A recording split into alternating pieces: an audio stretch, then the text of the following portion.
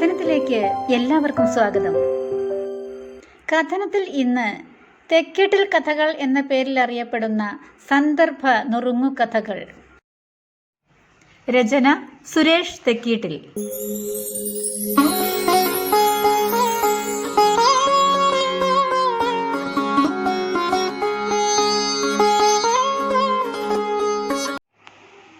കഥ പേരുള്ളവൻ. എടാ, നിങ്ങളെപ്പോലാണോ ഞാൻ? എൻ്റെ പേര് എവിടെ പറഞ്ഞാലും നാലാൾ അറിയും. ചോദിച്ചു നോക്ക്. സത്യം, പേര് പറയണ്ട, ഒരു ചെറിയ സൂചന കിട്ടിയാൽ മതി, ആരും നിൻ്റെ പേര് പറയും. അത് മനസ്സിലായില്ല? ഞങ്ങൾ 4 പേര് ഇന്നലെ ടൗണിൽ സിനിമയ്ക്ക് പോയി. തിയേറ്ററിൽ സംസാരിച്ച കൂട്ടത്തിൽ ഒരാൾ നിങ്ങളുടെ നാട്ടിൽ പൊതുശല്യമായി ഒരുത്തനുണ്ടല്ലോ എന്ന് പറഞ്ഞതും ഞാൻ നിൻ്റെ പേര് പറയാൻ തുടങ്ങും മുമ്പ് 3 പേരും അത് പറഞ്ഞു കഴിഞ്ഞിരുന്നു.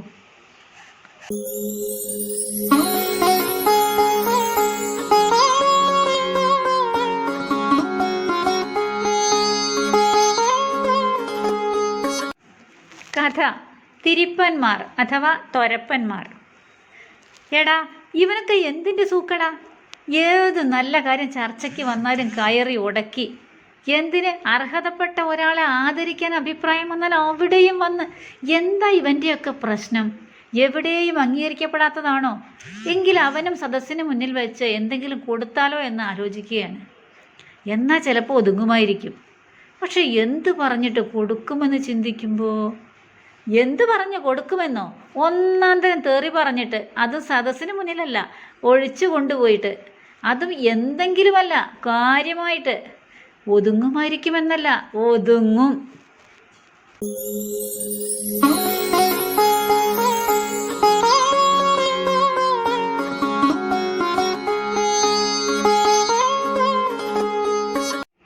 കഥ ഉൾക്കാഴ്ചകൾ. കാലികം, ശക്തം, ചിന്തനീയം, ഇന്ന് എഴുതപ്പെടേണ്ട കഥ.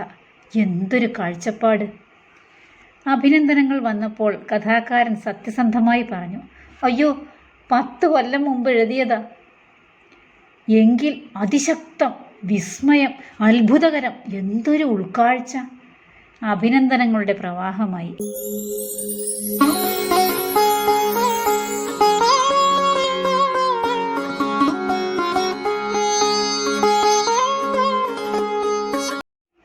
കഥ കണ്ടുപഠിത്തം.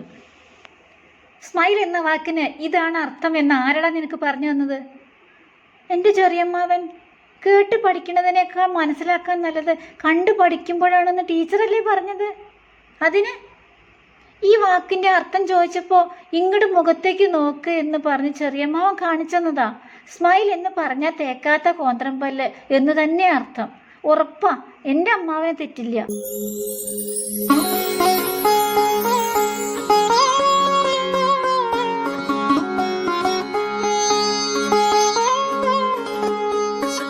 കഥ ഏതെങ്കിലും ഒന്ന്. എടാ, നിന്നെ ഞാൻ തെറി വിളിക്കാത്തത് ഒരു തെറിയും മതിയാവില്ല എന്ന് കരുതിയിട്ടാ, മനസ്സിലായോ? അപ്പോൾ കൃഷ്ണേട്ടാ, നിങ്ങൾ പറഞ്ഞ മെനു അല്ലേ, ചായ, ദോശ, നേന്ത്രപ്പഴം പുഴുങ്ങിയത്, ഏൽപ്പിച്ചിറങ്ങുമ്പോൾ നാളികേര ചട്നിയും മുളക് ചമ്മന്തിയും സാമ്പാറും കൂടി വേണം കേട്ടോ എന്നുകൂടി പറഞ്ഞു. ഞാൻ ഓക്കെയും പറഞ്ഞു. പോവാൻ നേരം വണ്ടിയിലിരുന്ന് നിങ്ങൾ വീണ്ടും പറഞ്ഞു, വേണമെങ്കിൽ ഏതെങ്കിലും ഒന്ന് ഒഴിവാക്കിക്കോ, വിരോധമില്ല എന്ന്. ഇല്ലേ, പറഞ്ഞില്ലേ? ഉവ്, അതിന് ഏതെങ്കിലും ഒന്ന് ഒഴിവാക്കാൻ പറഞ്ഞാൽ ദോശയാണോടെ കഴുത്.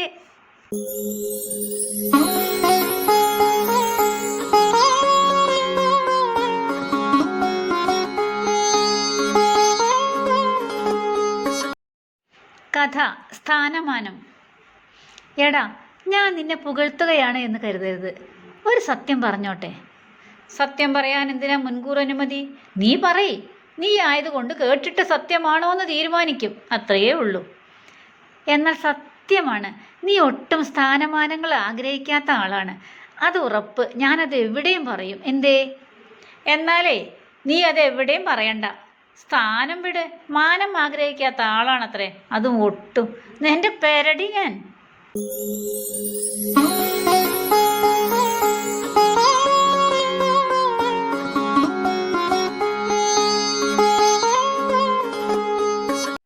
കഥ കഥ നല്ല തീരുമാനം. സ്വതവേ കൃത്രിമ ഗൗരവം കൊണ്ട് വലിഞ്ഞു മുറുകിയ മുഖം ഒന്നുകൂടി വക്രിപ്പിച്ചുകൊണ്ടാണ് അയാൾ അത് പറഞ്ഞു നിർത്തിയത്. ഞാൻ നിർത്തി. സഹിക്കുന്നതിനൊരു പരിധിയില്ലേ?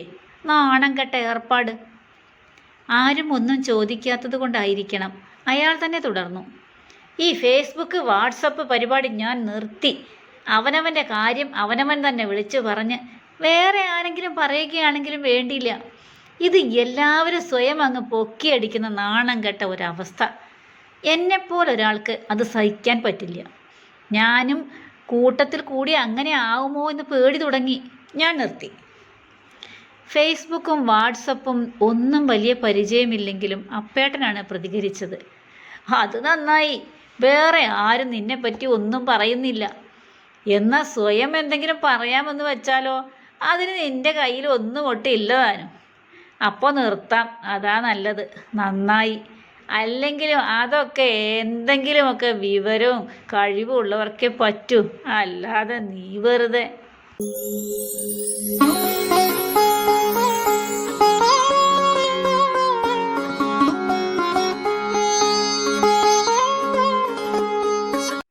കഥ തരിച്ചുപോയൊരു തിരിച്ചറിവ്.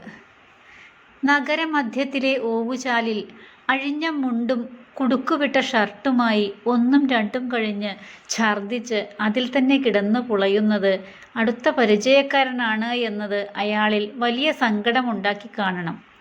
അതായിരിക്കണം മാന്യമായി വസ്ത്രം ധരിച്ച ആ സാധു മെല്ലെ അടുത്തു ചെന്ന് പേര് വിളിച്ച് എണീക്കാൻ പറഞ്ഞത്.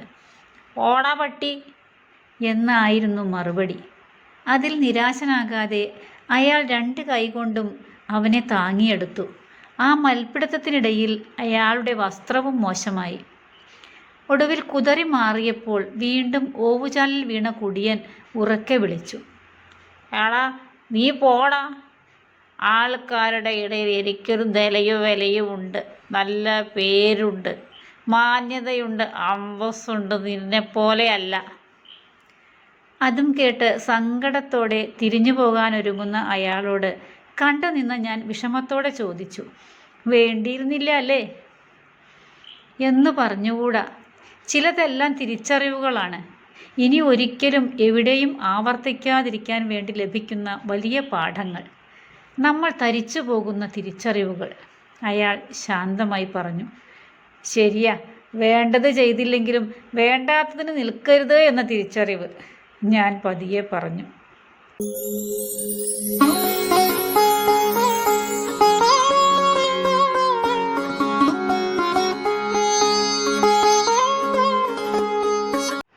കഥ അന്വേഷണങ്ങൾ. അത് ശരി, പെണ്ണ് കിട്ടുന്നില്ലെന്ന് പറഞ്ഞിരുന്നാൽ അങ്ങനെ ഇരിക്കാം. അതന്നെ, അങ്ങോട്ട് ഇറങ്ങി അന്വേഷിക്കണം. അതിപ്പോ അവരും അന്വേഷിക്കില്ലേ?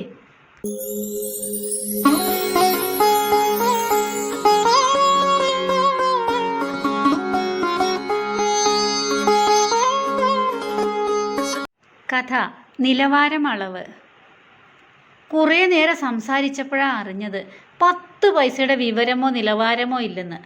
അയാൾ 10 പൈസയ്ക്ക് കൊള്ളാത്തവൻ 10,000-ൻ്റെ ഡയലോഗിലേ തുടങ്ങൂ. അത് മനസ്സിലാക്കാൻ കുറേ നേരം സംസാരിക്കേണ്ടി വന്ന നിന്റെ നിലവാരം എന്താ? അടുത്തയാൾ.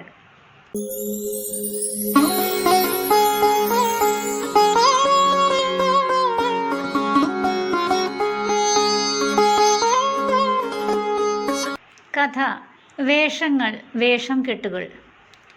ഞാൻ അന്ന് ലേശം കഴിച്ചിരുന്നു, സത്യമാണ്. ഇപ്പോഴും കുടിച്ചിട്ടുണ്ട്. പക്ഷെ ഇവൻ എന്നെ അന്ന് അടിച്ചത് എന്തിനാന്ന് ചോദിക്കേ. അല്ലെങ്കിൽ ഞാൻ തന്നെ പറയാം. കുടിച്ചിട്ട് ഒരു ബനിയനും ഇട്ട് അവൻ്റെ വീടിൻ്റെ മുന്നിലൂടെ നടന്നു എന്ന് പറഞ്ഞ് ഓനോട് ചോദിക്കല്ലേന്ന്. ബാക്കിയൊക്കെ പിന്നെ. നേരാണോടാ ഇവൻ പറയണത്? അത് നേര് തന്നെ. അന്നവൻ കുറച്ചൊന്നുമല്ല, നന്നായി കുടിച്ചിരുന്നു. ഒരു ബനിയൻ ഇട്ടാ വന്നത്. ഞാൻ 2 പൊട്ടിച്ചു വിട്ടു. അതും സത്യമാണ്. ഇപ്പം കണ്ടോ, ഓൻ തന്നെ പറഞ്ഞില്ലേ? അതാണ്. അങ്ങനെയെങ്കിൽ നീ ചെയ്തത് മോശമാണ്. ബനിയൻ ധരിക്കുന്നതിൽ എന്താ കുഴപ്പം? മാപ്പ് പറയ്, കോപ്പ് പറയും ഞാൻ. ഇനി അങ്ങനെ വന്നാൽ ഇനിയും അടിക്കും. ബനിയൻ ധരിക്കുന്നതേ മോശമൊന്നുമല്ല. എന്നാലേ അന്ന് അവന് വസ്ത്രമായിട്ട് ആ ബനിയൻ മാത്രമാണ് ഉണ്ടായിരുന്നത്. കഥ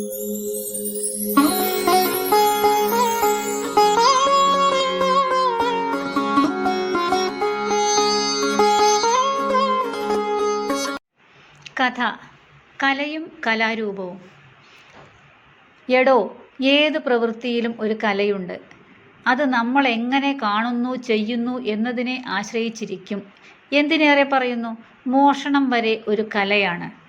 എല്ലാവർക്കുമല്ല, അത് ആസ്വദിച്ച് ചെയ്യുന്നവർക്ക്. അങ്ങനെയുള്ളവരോട് ചോദിക്കണം, എന്നാൽ അറിയാം അതിൻ്റെ ഒരു സുഖം. അയാൾ പറഞ്ഞു നിർത്തിയിടത്തു നിന്നാണ് ഒട്ടും ഭാവഭേദമില്ലാതെ അടുത്തയാൾ പറഞ്ഞു തുടങ്ങിയത്. ശരിയാണ്. അതേപോലെ തന്നെ ഈ പെരടി അടിച്ചു മൂളിക്കൽ എന്നൊരു കലാരൂപമുണ്ട്. കണ്ണിൽ നിന്നും പൊന്നീച്ചയൊക്കെ ഇങ്ങനെ പറത്തി. എല്ലാവരോടും ചോദിച്ചാൽ അറിയണമെന്നില്ല, അനുഭവിച്ചവരോട് ചോദിക്കണം, എന്നാലേ അറിയൂ. നാട്ടിലിപ്പോഴും നിലനിൽക്കുന്നുണ്ട്. അതും അടിസ്ഥാനപരമായി ഏതാണ്ട് നിങ്ങൾ പറഞ്ഞ ഈ മോഷണം എന്ന കലയോട് ബന്ധപ്പെട്ടൊക്കെ തന്നെയാണ് അവതരിപ്പിച്ചു കാണാറ്.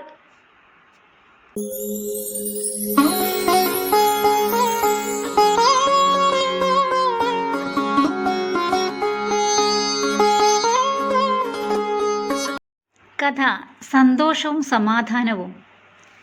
ചിലരോടൊക്കെ സംസാരിക്കുന്നത് തന്നെ ഭാഗ്യമാണ്, അല്ലേ?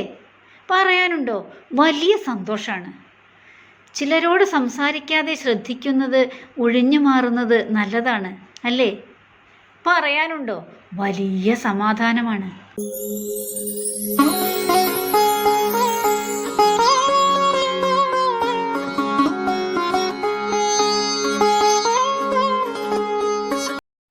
കഥ ഗതികേട്. ഒന്നും പറയണ്ട എൻ്റെ കുമാരിയെ. അറിയാലോ, ഇവിടെ സുശീലേട്ടൻ ദിവസവും വൈകുന്നേരം കള്ള് കുടിച്ച് വന്ന് തെറി പറയലും ബഹളവുമാണ്. ആദ്യമൊക്കെ ഞാൻ എല്ലാം സഹിച്ച് മിണ്ടാതിരുന്ന് കേൾക്കും.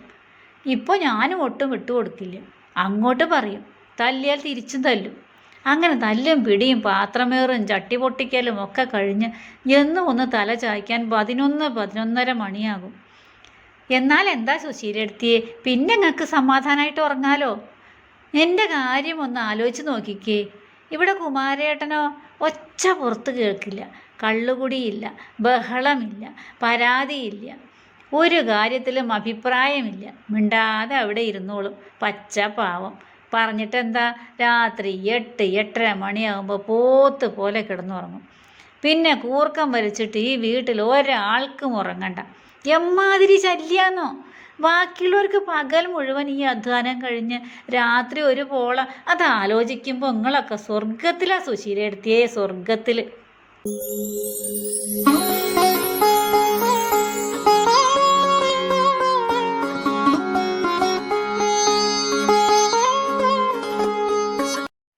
കഥ നിലവാരിസ്റ്റുകൾ. സ്കൂൾ ഗ്രൂപ്പിലൊന്നും ഞാൻ ചേരില്ല. അതൊന്നും നമുക്ക് പറ്റിയ നിലവാരമുള്ള ഗ്രൂപ്പൊന്നും അല്ലെന്നേ. ഡിഗ്രി മുതൽക്കുള്ള ഗ്രൂപ്പുകളിലേ ഞാനുള്ളൂ. ശരിയാ, സ്കൂൾ ഗ്രൂപ്പുകളൊന്നും നിലവാരമുണ്ടാവില്ല എന്നേ. സത്യത്തിൽ സാറിൻ്റെ മാതാപിതാക്കൾക്ക് അന്ന് തീരെ നിലവാരമില്ലാഞ്ഞിട്ടാ. ഉണ്ടായിരുന്നെങ്കിൽ സാറിനെ പോലെ നിലവാരമുള്ള അതിജ്ഞാനിയായ ഒരാളെ ചെറിയ സ്കൂളിൽ ചെറിയ ക്ലാസ്സിൽ കൊണ്ടുപോയി ചേർക്കുമായിരുന്നോ? നേരിട്ട് ഡിഗ്രിക്ക്